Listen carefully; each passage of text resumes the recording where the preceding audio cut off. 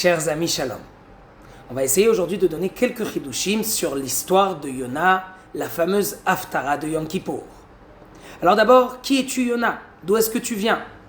Il faut savoir qu'il y avait une histoire avec Eliaou le prophète lorsqu'il était encore en vie. Une fois, il a ressuscité un enfant. C'était le fils de la Tsarfite.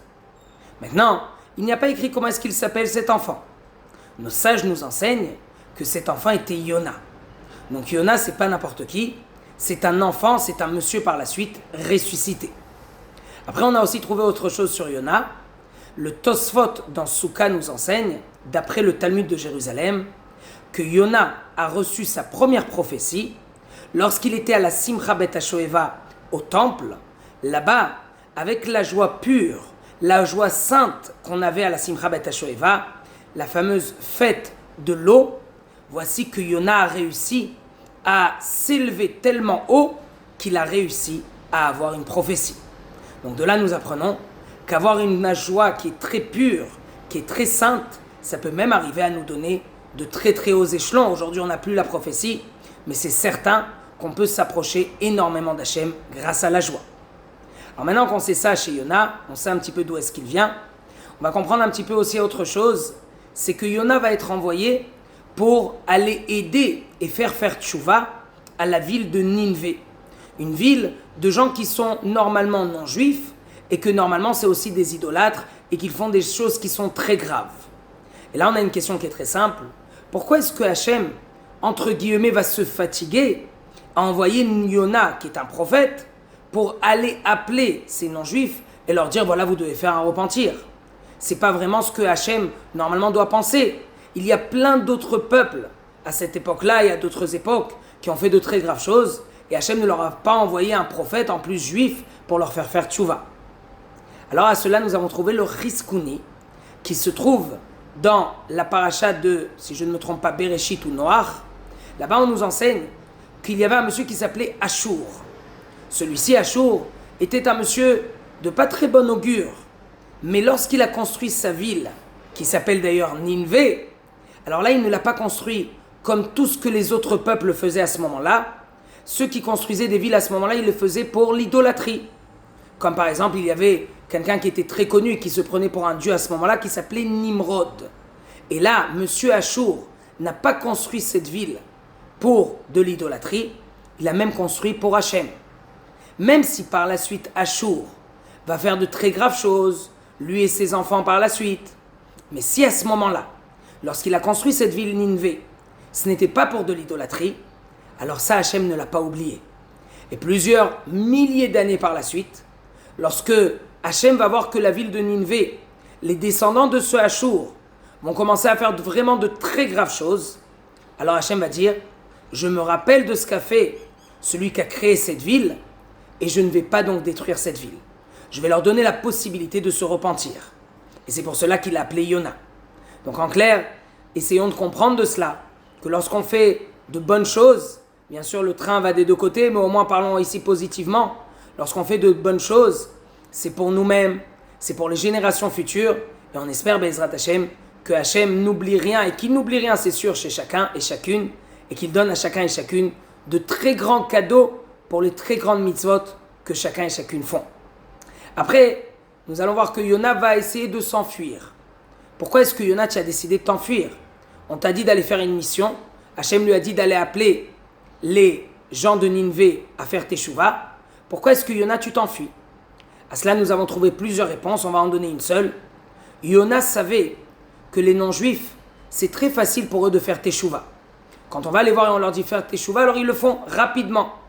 Alors que chez les juifs, c'est un petit peu plus difficile.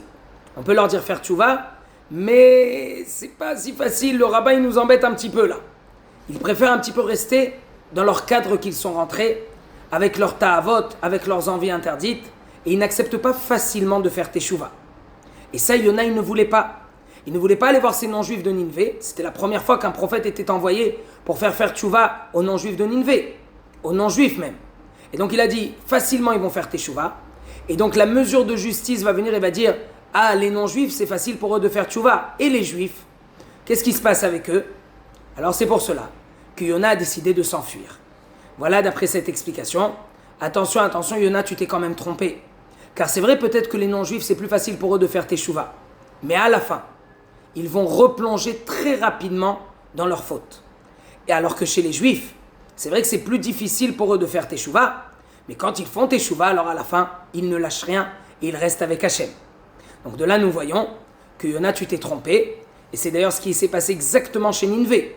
D'après le Pirkei de Rabbi Eliezer, 40 jours après que les gens de Ninvé, à la fin, comme tout le monde le sait, ils vont faire teshuva, mais voilà que 40 jours après, ils vont replonger, ils vont redevenir des idolâtres, et il y a même écrit que Hachem va être obligé à ce moment-là de détruire cet endroit. Prochaine chose intéressante que nous avons trouvée chez Yona, c'est que Yona va entrer dans le bateau. Avec lui, il va y avoir des idolâtres. Quand il va s'enfuir, Yona, il va être avec ces idolâtres-là, et ils vont se prosterner aux idoles, et là va arriver la fameuse tempête. Alors maintenant, on vient voir Yona, on lui dit, écoute, on ne sait pas pourquoi il y a cette tempête, qu'est-ce que tu en penses? Yona aurait pu répondre, c'est très simple, c'est à cause des idolâtres. Mais voilà que Yona dit la phrase suivante. Ani yodea shebesheli as-sa'ar agadol hazeh. Ça veut dire que Yona, il ne met pas la faute sur d'autres choses. Il y a un problème, c'est sûrement à cause de mes fautes. Je sais, comme ça il dit Yona, que c'est à cause de mes fautes que cette tempête est arrivée. Il ne met pas la faute sur les autres. Et d'ailleurs, d'après le Rav de Brisk, c'est la phrase la plus importante de cette Haftara. Et bien sûr, on comprend bien le lien avec Yom Kippour. Pendant l'année, on a eu des soucis. C'est normal. Mais trop souvent, on a dit, c'est à cause de lui, c'est à cause d'elle, c'est à cause de cette chose-là. Et on a oublié tout simplement que c'est à cause de nos fautes que sont venus ces problèmes. Et donc, il faut se réveiller. Et c'est ça ce qu'il a fait Yona. Il s'est réveillé à ce moment-là et il a dit, non, vous pouvez me jeter à la mer et vous allez voir que tout va se calmer.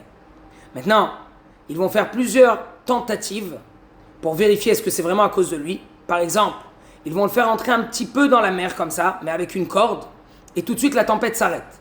Il le remonte et la tempête reprend. Donc de là, nous comprenons que c'est obligatoire que c'est à cause de Yona. Et là, on rajoute quelque chose de très important. Le Midrash nous raconte que les non-juifs qui étaient avec Yona ont décidé, après qu'ils sont descendus du bateau, après que cette histoire s'est terminée pour eux, puisque Yona, lui, il était dans la baleine déjà, mais eux, ils sont rentrés chez eux. Alors là, il est écrit qu'ils ont même fait une conversion qui est pure, parce qu'ils ont vu devant eux Hachem. Ils ont vu qu'en fait, Hachem, il donne des punitions à ceux que ça leur revient, et que personne ne peut s'enfuir d'Hachem. Et c'est d'ailleurs très important d'apprendre de cette Haftara que personne ne peut s'enfuir d'Hachem. Hachem est de partout, et même si on peut croire qu'on peut s'enfuir de lui, ce n'est pas si facile que cela. On termine avec une dernière chose du Gaon de Vilna. Il nous dit le Gaon de Vilna que Yona, c'est une histoire, mais à part ça, c'est aussi une parabole pour l'âme de la personne. L'âme descend dans ce monde-ci, elle est pure, elle n'est pas du tout souillée, mais rapidement on va faire des fautes, et à cause de cela, voici que cette âme-là va recevoir un petit peu des fessées, elle va recevoir des coups, et elle va essayer de s'enfuir. Elle va essayer de s'enfuir d'Hachem, mais ça ne sert à rien. Hachem est de partout, Hachem va la ramener jusqu'à ce que même après 120 ans, il va la ramener ce qui s'appelle dans le ciel, et donc tout le monde à la fin, Hachem va leur dire « Oh, qu'est-ce qui se passe avec vous ?» Et c'est aussi ce qui s'est passé avec Yona. Il va avoir une deuxième histoire avec ce fameux palmier, comme vous allez voir dans les versets. Et donc nous voyons de cela qu'un juif, il faut qu'il comprenne, qu'une juive doit comprendre que Hachem, on ne peut pas s'enfuir de lui. Mais c'est aussi positif. Si on se rappelle qu'Hachem c'est notre papa, ça ne sert à rien de s'enfuir. Au contraire, on a fait des bêtises. Il faut venir voir papa, parce qu'un papa, jamais il rejettera son enfant. À la fin, papa va tout pardonner. Que des bonnes choses et que des bonnes nouvelles.